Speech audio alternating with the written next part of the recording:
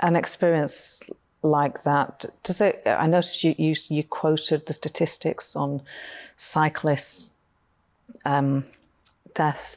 Has it led you to the experience of what you went through, whether the sentencing, the number of deaths on the road? Has it led you to want to focus on some of those things? And you're in a powerful position. I think the thing for me is, I think it's the issue about victims, because we're called victims. And I think for me, it's important that people who are in this situation, families who are in this situation, get all the support that they possibly can, and that the prosecutorial services are as sensitive as they can be, the police are as sensitive as they can be, inevitably.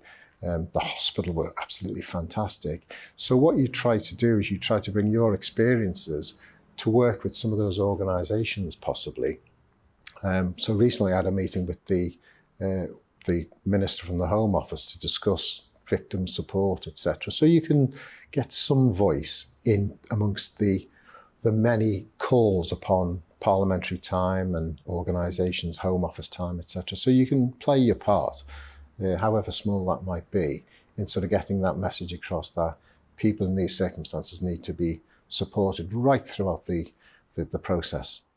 And did you learn things about the criminal justice system that you weren't aware of? I think what you begin to understand is the stress that it can actually bring in terms of the process, because as much as the police want to help, they can only tell you so much, because it's, in my daughter's case, there was a criminal prosecution.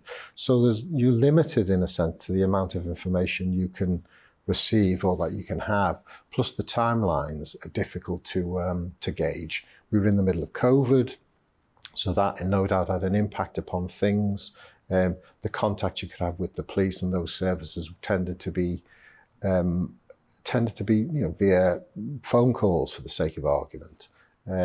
So in a way, it's just trying to manage all that grief and trauma in a circumstance that you're not fully aware of where all the facts are.